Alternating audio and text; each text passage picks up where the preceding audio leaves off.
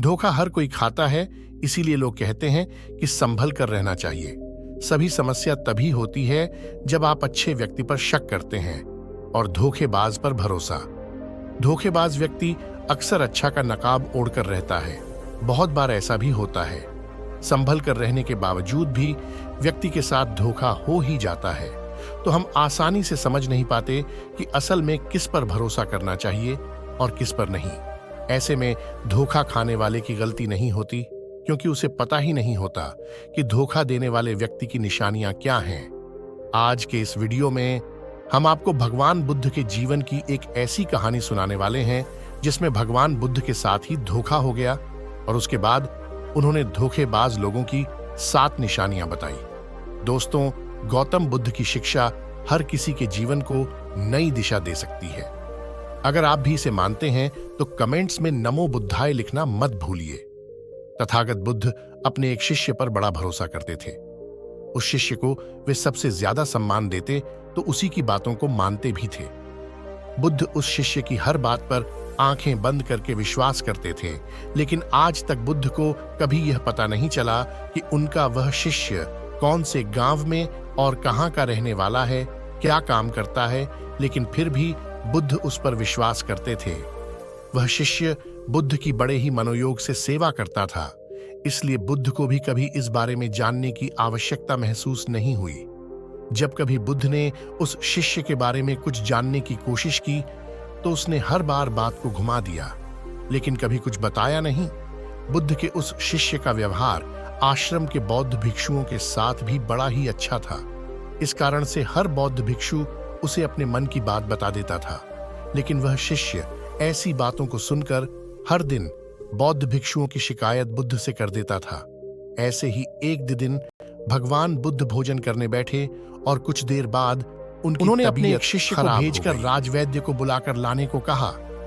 राजवैद्य ने आकर बुद्ध के स्वास्थ्य की जांच की और उन्हें औषधि दी, जिससे कुछ समय के बाद बुद्ध ठीक हो गए। एक दिन बुद्ध ने राजवैद्य से पूछा कि उन्हें क्या हुआ था। राजवैद्य ने कहा, तथागत आपको भोजन में विष दिया गया था। यह सुनकर वहां बैठे सभी भिक्षुओं को बड़ा आश्चर्य हुआ कि ऐसा कौन है जिसने बुद्ध के भोजन में विष मिलाया हो। उस व्यक्ति की खोज होने लगी। बुद्ध का भोजन जहां से आया था उस गृह स्वामी को बुलाया गया। उसने बताया कि उस दिन उसने भोजन बनाया ही नहीं, बल्कि उस दिन आपके ही एक शिष्य एक व्यक्ति के साथ वहां आए थे। शिष्य के साथ आए व्यक्ति ने ही भोजन बनाया था। जिस व्यक्ति ने बुद्ध के लिए भोजन बनाया था उस व्यक्ति को ढूंढा जाने लगा। काफी दौड़ी धूप करने के बाद पता चला कि भोजन बनाने वाला व्यक्ति पास के ही गांव का एक रसोइया है। उस गांव में जाकर जब बौद्ध भिक्षुओं ने उस रसोइये से पूछताछ की तो पता चला कि उस दिन उसने सिर्फ भोजन तैयार किया था। उसके बाद रसोई घर से बुद्ध के लिए भोजन पात्रों में उस शिष्य ने ही डाला था और उस समय रसोई घर में वह शिष्य अकेला ही था। रसोइये ने उस शिष्य का पता बताया तो सभी के होश उड़ गए, क्योंकि वह शिष्य और कोई नहीं बल्कि बुद्ध का सबसे प्रिय शिष्य था। वापस लौटकर भिक्षुओं ने बुद्ध को पूरी कहानी सुनाई। उस समय वह शिष्य भी वहीं बैठा हुआ था। यह सुनकर शर्म के मारे उसका सिर झुक गया। सभी बौद्ध भिक्षुओं के चेहरे पर क्रोध झलक रहा था और सभी चाहते थे कि उस शिष्य के जीवन का अंत ही कर देना चाहिए, लेकिन तथागत बुद्ध ने उस शिष्य को माफ कर दिया और कहा कि वह जहां जाना चाहे जा सकता है, लेकिन उसकी बौद्ध संघ में कोई जगह नहीं है। यह सुनकर वह शिष्य उठा और बुद्ध के चरणों में लौटते हुए कहा, मुझे माफ कर दीजिए तथागत, मैं इस संघ का सर्वे सर्वा बनना चाहता था और इसी कारण से मैंने आपके भोजन में विष मिलाया था। बुद्ध ने उसके सिर पर हाथ रखकर मुस्कुराते हुए कहा, तुम मुझे एक बार कहकर तो देखते, मैं खुशी खुशी यह बौद्ध संघ तुम्हारे हवाले कर देता, लेकिन अब तुम यहां नहीं रह सकते, क्योंकि आज के बाद तुम चाहे कितने ही अच्छे बन जाओ, लेकिन बौद्ध संघ में तुम्हें हमेशा दोषी नजरों से ही देखा जाएगा। इसलिए अपने जीवन के उद्धार के लिए तुम्हें यहां से जाना ही होगा। यह सुनकर वह शिष्य उठा और चला गया। उसके जाने के बाद भिक्षुओं ने बुद्ध से कहा, भंते, आप तो सर्वज्ञानी हो, फिर आपको इस धोखे के बारे में कैसे पता नहीं चला? तो सामान्य व्यक्ति जब आप जैसे सर्वज्ञानी को भी धोखा ही मुश्किल हो जाएगा, इसलिए आप हमें कुछ ऐसी निशानियां बताइए जो किसी भी व्यक्ति को धोखा खाने से बचा सकती हो।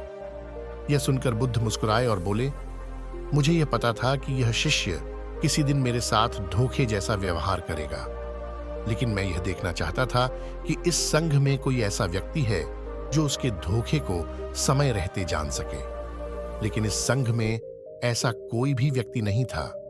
इसलिए मैं तुम्हें 7 ऐसी निशानियां बता रहा हूं जिन्हें देखकर आप इस बात का अंदाजा लगा सकते हैं कि तुम्हारा करीबी तुम्हें धोखा दे सकता है या नहीं।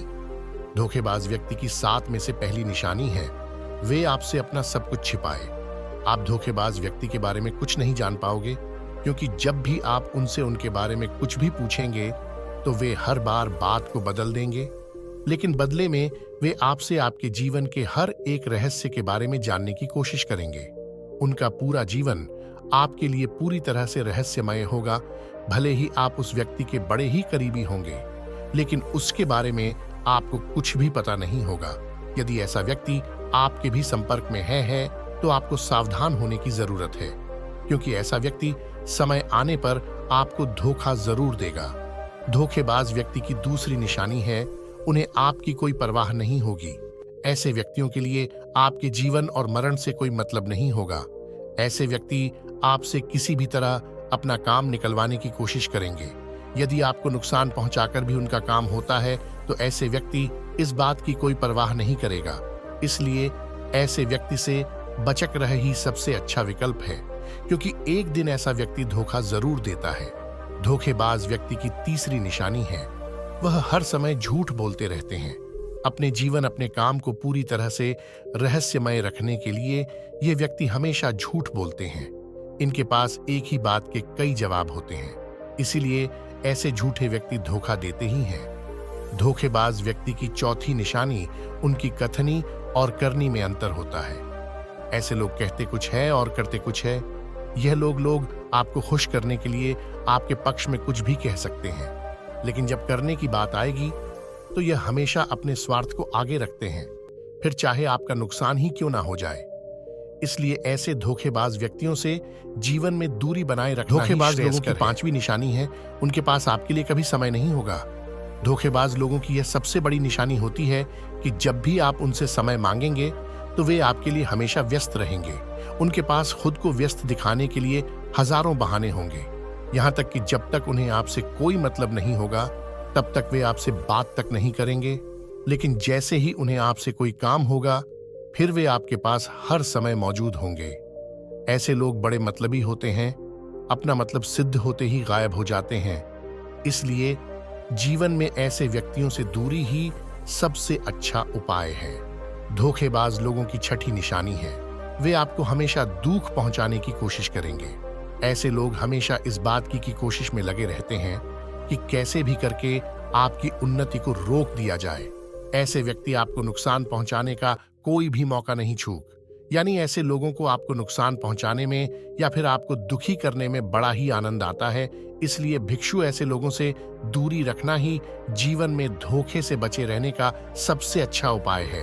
धोखेबाज लोगों की 7वीं और अंतिम निशानी है कि उनकी जिंदगी में आपके लिए कोई जगह नहीं होती। ऐसे लोगों के लिए आप कोई मायने नहीं रखते। ऐसे लोगों के लिए आपकी परेशानियां परेशानी नहीं होती। ऐसे लोगों के लिए आपका दुख कभी दुख नहीं होता।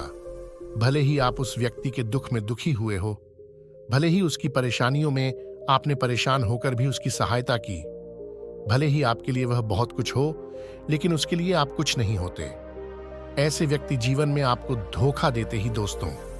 यदि आप भगवान बुद्ध की बताई इन 7 निशानियां को देखकर अपने लिए एक सच्चा दोस्त चुनते हैं तो यकीन मानिए आप जीवन में कभी धोखा खा ही नहीं सकते। इसीलिए धोखाबाज लोगों की इन 7 निशानियां को